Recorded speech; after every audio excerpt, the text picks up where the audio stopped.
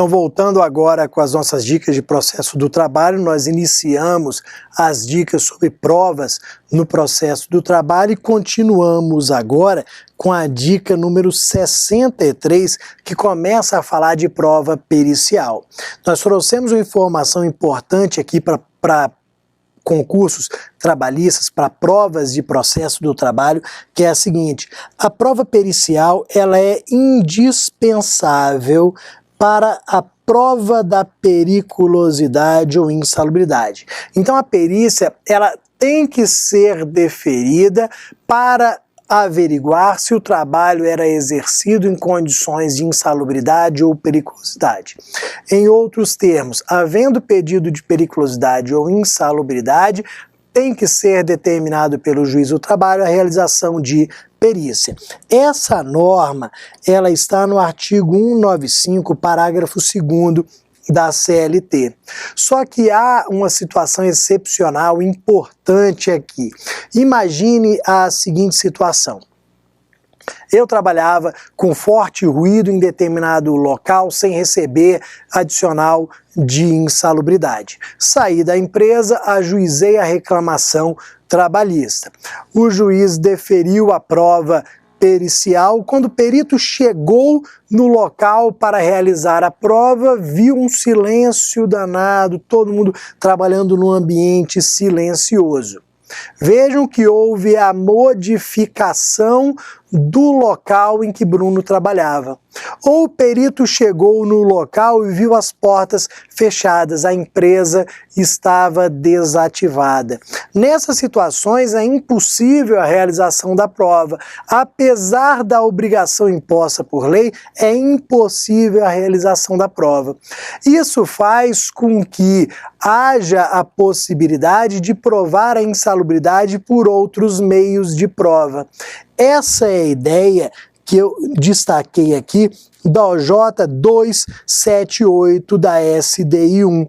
Vejam que a OJ trata especificamente de fechamento da empresa, mas pode ser utilizado para qualquer outro fato que impeça a realização da perícia. Provarei o fato por outros meios. Pode ser por prova testemunhal? Pode. Por mais fraca que ela se mostre nessa questão de insalubridade, pode, porque não há restrição em relação aos meios de prova. Muito pelo contrário, a OJ fala em todos, em quaisquer meios de prova. Agora, também é importante tratarmos na dica 64 da OJ 406, que vai falar da dispensa da perícia para periculosidade. Então, a OJ que nós acabamos de ver, a 278, na dica passada, ela está relacionada à insalubridade. Já a OJ 406, que nós vamos analisar agora, ela é específica para periculosidade. O que acontece? Qual é a ideia trazida pela OJ 406? Ela vai falar, e eu destaquei aqui para vocês, no pagamento espontâneo de qualquer quantia a título de periculosidade. Pode ser que a empresa esteja pagando uma quantia inferior aos 30% descritos em lei. O pagamento espontâneo de qualquer valor a título de adicional de periculosidade faz presumir que o empregado trabalhava submetido a condições de periculosidade. E aí eu pergunto, será que há necessidade de produção de prova pericial? Ou, como se diz, está na cara que Bruno trabalhava em condições de periculosidade? Não, está na cara. Tanto o Bruno trabalhava em condições de periculosidade que havia o pagamento pelo empregador de uma quantia. Podia ser qualquer quantia. A OJ, inclusive, diz inferior ao máximo ao percentual legal. Então vejam, a perícia nessa hipótese será dispensada. E a OJ diz o seguinte: será dispensada, pois o fato passa a ser incontroverso. O trabalho sobre aquelas condições passa a ser incontroverso. Se não há dúvida, não há necessidade de prova. Mas por que haveria ali o pagamento de uma quantia inferior a título de adicional de periculosidade? Pode ser pelo seguinte motivo. Nós tínhamos até 2011, o inciso 2º da súmula 364, que permitia o chamado pagamento fracionado do adicional de periculosidade, ou seja, o pagamento em percentuais inferiores desde que houvesse negociação coletiva permitindo. Isso caiu em 2011, esse inciso 2º foi cancelado pelo TST, mas pode ser que essa empresa tenha continuado a pagar por entender ser correto, não é, mas a empresa entendeu ser correto, continuou a pagar ali 5%, 10% de adicional de periculosidade. Pode ser essa situação que vai dispensar a realização da perícia. Seguindo aqui, partimos para a dica 65, já falando de sentença. A sentença, se for proferida no rito sumaríssimo, tem o relatório dispensado. Uma informação simples aqui que consta no 852I da CLT, que diz que no rito sumaríssimo o juiz está dispensado do relatório. Pode partir desde logo para a fundamentação e depois para o dispositivo. Não há necessidade de perder tempo com a formulação do relatório. Vejam que isso daqui é uma dispensa que existe simplesmente no rito sumaríssimo. No rito ordinário, nos demais procedimentos, nós precisamos de relatório, fundamentação e dispositivo. Além disso, dica 66 sobre sentença também. A sentença sempre mencionará as custas a serem pagas pela parte vencida. Nós estudamos custas, nós vimos que é fácil o cálculo das custas, porque incide no processo de conhecimento em 2% sobre alguns valores. É possível que a parte calcule as custas facilmente. Mesmo assim, o artigo 832, parágrafo 2º da CLT, diz que a sentença tem que mencionar o valor das custas. É por isso que ao final das sentenças trabalhistas, nós sempre encontramos a informação: custas R$200 pela parte autora, pela parte reclamada, custas de R$200 calculados sobre o valor de R$10.000. Nós sempre encontramos. Por quê? Porque o legislador diz que a sentença tem que fazer menção explícita ao valor das custas. E além disso, a sentença, nos termos aqui do 832 também, diz que ela tem que mencionar a natureza jurídica das parcelas constantes da condenação ou acordo. Para quê? Para que seja possível o cálculo da contribuição previdenciária. Veja que nós temos que saber a título de que estão sendo pagas as verbas. Eu estou pagando essas verbas a título de FGTS, a título de horas extras, a título de salários atrasados. Nós temos que saber, ou dano moral, nós temos que saber a título de que aquele valor está sendo pago, para conseguir calcular as verbas previdenciárias devidas. Tanto que vocês sabem que a União, ela será intimada dessa sentença, ela poderá recorrer e depois haverá o início da execução das contribuições previdenciárias. A União executará as contribuições previdenciárias. Daí a importância de se discriminar a natureza, de se afirmar quais são as verbas que estão sendo definidas, estão sendo pagas no acordo ou que estão sendo objeto da condenação. Seguindo, dica 67. Dica 67 que vai falar de rito sumaríssimo. Cuidado, porque rito sumaríssimo consta em todos os editais de processo do trabalho. São sempre várias questões sobre rito sumaríssimo, mas todas elas trazem as informações constantes na CLT, nada além da CLT.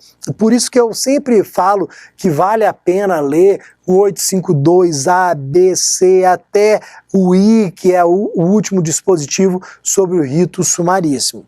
Olha o que eu coloquei para vocês, a competência nessa dica 67, a competência para o rito sumaríssimo. Quais são as demandas que serão processadas perante o rito sumaríssimo? São aquelas cujo valor não exceda 40 salários mínimos quando do ajuizamento. Essa é a primeira norma trazida pela CLT sobre o rito sumaríssimo, no 852A da CLT. As demandas que não excedam a 40 salários mínimos quando do ajuizamento seguirão o rito sumaríssimo com todas as suas normas diferenciadas. Só que o que acontece? Isso cai muito em concurso. O legislador excluiu os entes da administração pública, direta, autárquica e fundacional. O 852A, parágrafo único, excluiu do rito sumaríssimo os entes da administração pública, direta, autárquica e fundacional. Por quê?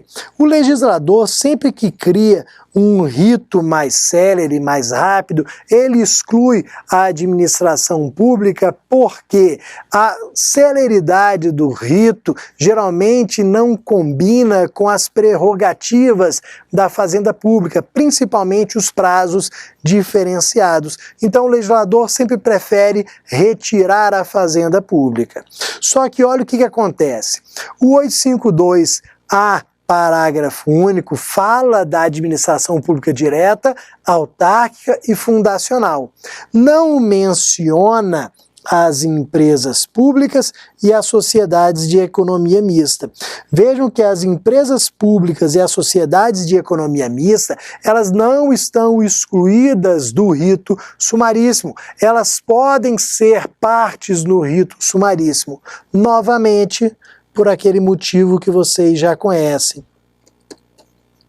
Elas possuem natureza jurídica de direito privado. Por possuírem natureza jurídica de direito privado, podem ser partes nesse rito mais célere. Depois, dica número 68, vai falar ainda do rito sumaríssimo. Vai trazer a informação ali contida também no 852B da CLT. O que acontece? Entre o ajuizamento da ação pelo rito sumaríssimo e a realização da audiência, a CLT diz que você tem que ter o prazo máximo de 15 dias. Ajuizou a reclamação trabalhista do rito sumaríssimo hoje, a audiência com a decisão, com a sentença, tem que vir no prazo máximo de 15 dias. Os pedidos devem ser analisados no prazo máximo de 15 dias. Além disso, o pedido deve ser certo e determinado. Certo, determinado significa, como nós já analisamos em outra dica, que eu tenho que incluir valor da causa. A petição inicial do procedimento sumaríssimo tem que ter obrigatoriamente petição inicial. Tem que ter obrigatoriamente o valor da causa. A petição inicial sem valor da causa no rito sumaríssimo será arquivada, será indeferida, extinta sem resolução do mérito. E além disso, não haverá notificação por edital. Vocês viram em outra dica que, se não for possível a notificação postal, será feito o arquivamento do processo também. Vou pedir para vocês lerem o 852B.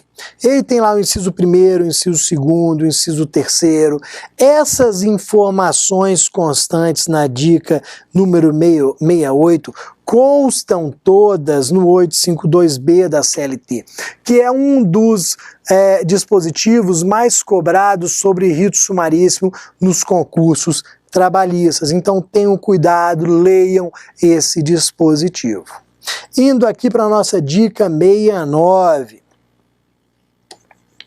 Se o pedido não for certo e determinado, ou seja, se eu não incluir o valor da causa, se o endereço não estiver correto, sendo necessária ali uma notificação por edital, a ação será arquivada.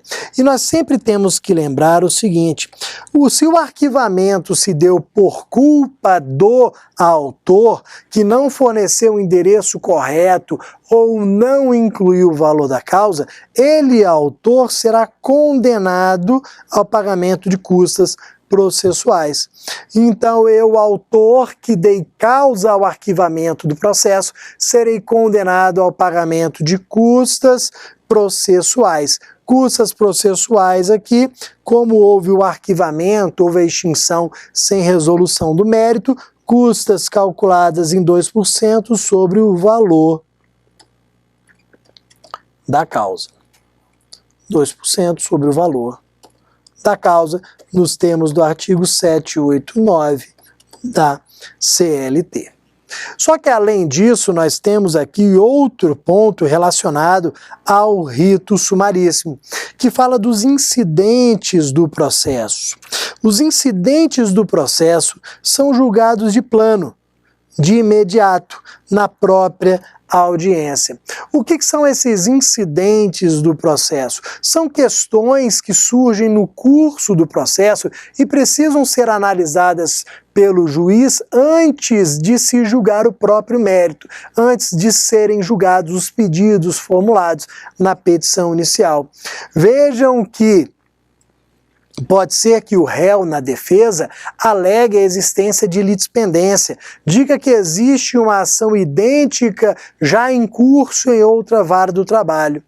Pode ser aqui que o réu alegue uma conexão, diga que existe uma ação conexa em outra vara do trabalho. É uma questão que surgiu no curso do processo e tem que ser analisada pelo juiz. No rito sumaríssimo, qual é a ideia? O juiz não pode deixar para julgar depois essas questões que podem atrapalhar o julgamento do processo, o julgamento dos pedidos. Na verdade, eles devem ser julgados de plano, de imediato.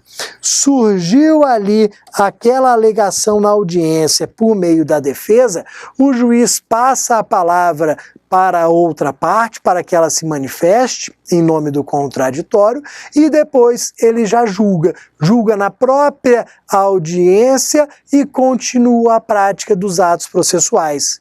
Por quê? Ele quer, ao final da audiência, já proferir a sentença oral. Então essa é a ideia: questões incidentais, os incidentes, são julgados de plano.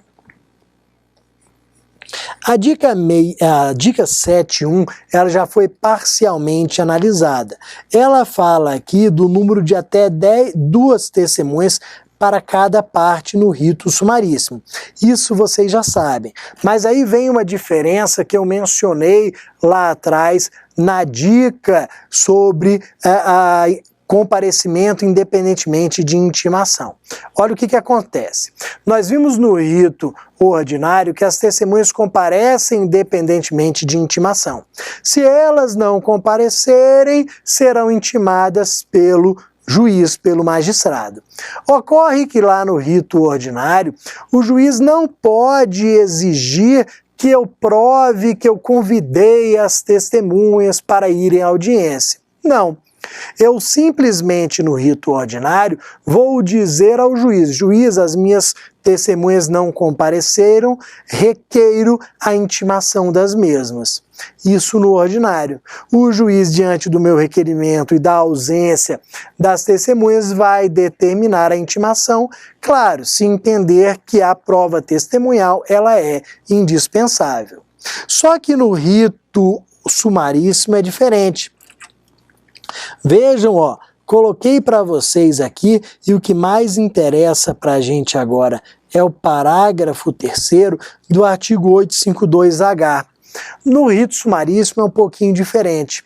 Vejam que a regra continua a mesma, as testemunhas comparecem independentemente de intimação. Se não comparecerem, serão intimadas pelo juiz. Só que no rito sumaríssimo, o juiz pode exigir prova do convite. Ele fala o seguinte: Bruno, eu até intimo as suas testemunhas, mas prove que elas foram convidadas. Eu tenho que provar que convidei as testemunhas, mas que, apesar do convite, elas não compareceram. Então essa é a diferença. Essa prova do convite pode ser por qualquer meio, pode ser por carta encaminhada por AR, pode ser por meio de alguma outra testemunha que esteja presente. Não existe uma formalidade, basta convencer o juiz de que foi feito o convite. Se não houver a prova do convite, o juiz pode indeferir a intimação das testemunhas. Já chegando na nossa dica 72. Apesar dessa celeridade toda do procedimento sumaríssimo, é possível a prova pericial. Pode ser deferida prova pericial no rito sumaríssimo. Por quê? Porque nós vimos que no rito sumaríssimo não existe uma definição de matérias que podem ser levadas.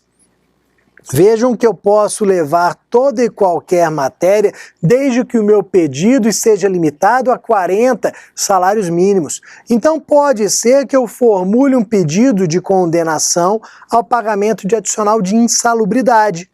Como o adicional de insalubridade é de valor pequeno, como foi pouco tempo trabalhado na empresa, eu terei ali 5 salários mínimos de pretensão.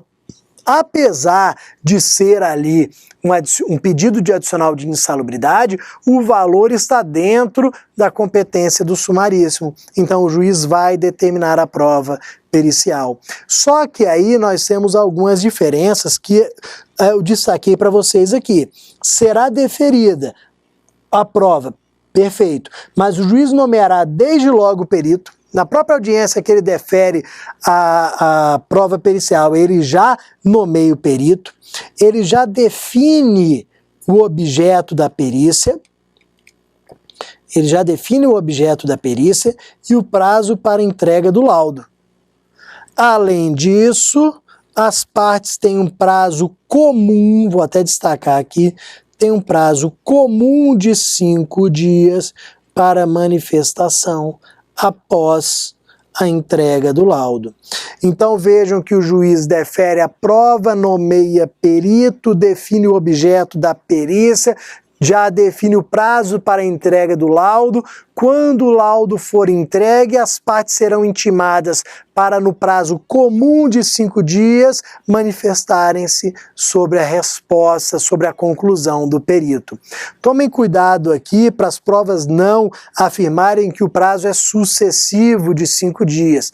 O prazo sucessivo é aquele: 5 para você, depois que terminar o seu prazo, 5 para a outra parte. E aqui não, é o prazo comum. Intimo para, no mesmo prazo de 5 dias, seja feita a manifestação. Seguindo aqui para a nossa dica 73, já começamos a falar sobre o tema recursos, um tema importante, sempre cobrado nas provas de direito de processo do trabalho, e um tema extenso, já que além da teoria geral dos recursos, nós temos ali os vários recursos em espécie. Vamos analisar algumas dicas sobre a teoria geral dos recursos, começando com o juízo de admissibilidade. O que vocês sabem sobre juízo de admissibilidade? Que ele é um juízo prévio em relação ao juízo de mérito. Antes do Poder Judiciário analisar se eu tenho ou não razão nas alegações formuladas no recurso, ele, Poder Judiciário, vai analisar se eu preenchi ou não os requisitos para a utilização do recurso. Para a utilização do recurso, eu tenho que preencher uma série de requisitos, eu tenho que demonstrar ter legitimidade, interesse, tenho que realizar o preparo, tenho que interpor o recurso no prazo adequado. São vários os requisitos que serão analisados nesse juízo prévio, para saber se o Poder Judiciário admite ou não, recebe ou não o meu recurso. E esse juízo de admissibilidade, ele é feito pelo menos em 2 momentos, nos chamados juízo a quo e juízo ad quem. Juízo a quo, aquele que proferiu a decisão recorrida, que é quem recebe o recurso, e o ad quem, que é o órgão de hierarquia superior que vai julgar o recurso.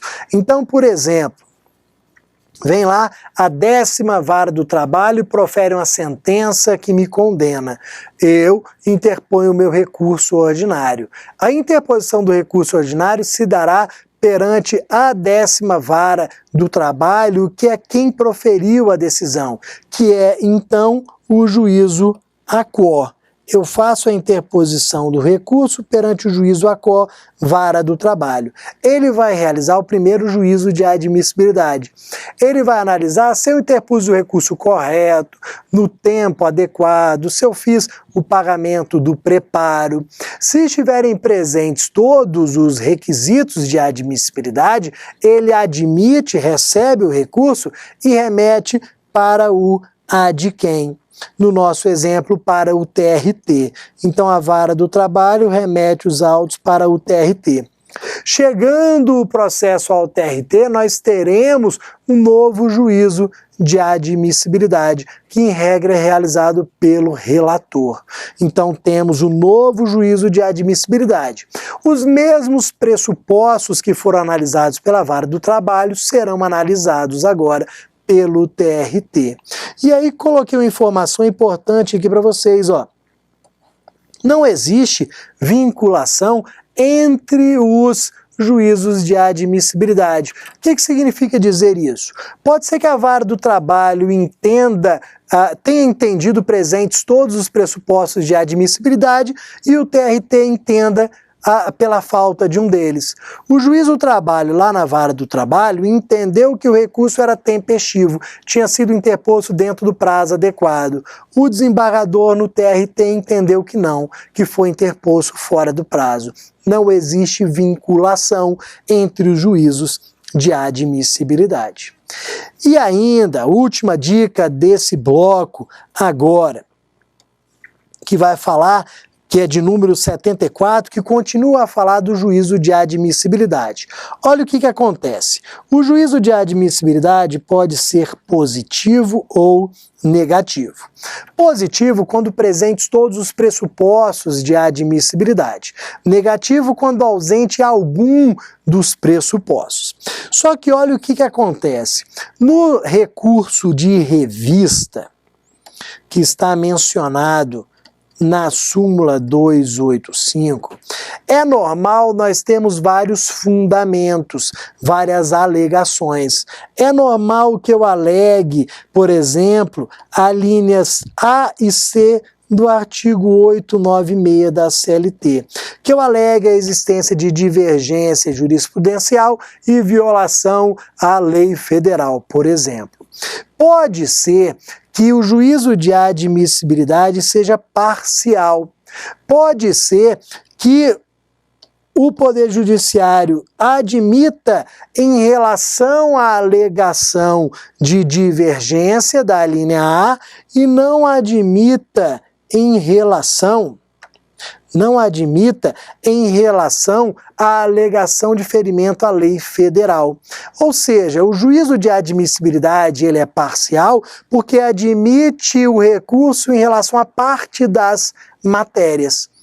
E aí vem a pergunta, o que fazer em relação à inadmissão dessa parte? O que eu faço? Recorro? Não faço nada. Olha o que acontece.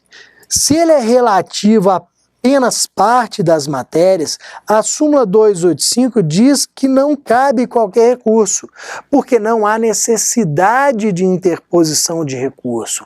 Vejam por que não há necessidade de interposição de recurso. Por que eu não posso interpor nenhum recurso? Se houve a admissão do recurso apenas em relação à fundamentação A, os autos serão remetidos por completo ao Tribunal Superior, por exemplo, ao TST. Então esse meu recurso de revista, ele será integralmente remetido ao TST, já que eu não tenho como dividir o recurso, dividir os autos. Eles serão remetidos integralmente à instância superior ao TST. Chegando ao TST, como ele é o juízo ad quem, ele realizará novo juízo de admissibilidade. E aí, voltem aqui para o final da súmula 73. Como não existe vinculação entre os juízos de admissibilidade, pode ser que o TST faça o seguinte, ó, admita também em relação à alegação da linha C. Pode ser que o TST, realizando novo juízo de admissibilidade, admita o recurso em relação a todas as matérias. E aí eu pergunto, havia necessidade de interposição de recurso? Não. Então, se o juízo de admissibilidade for parcial, não cabe qualquer recurso, já que a parte inadmitida pode vir a ser admitida pelo órgão ad quem. E aí fechamos aqui na dica 74 esse bloco. Daqui a pouco voltamos com mais dicas de processo do trabalho.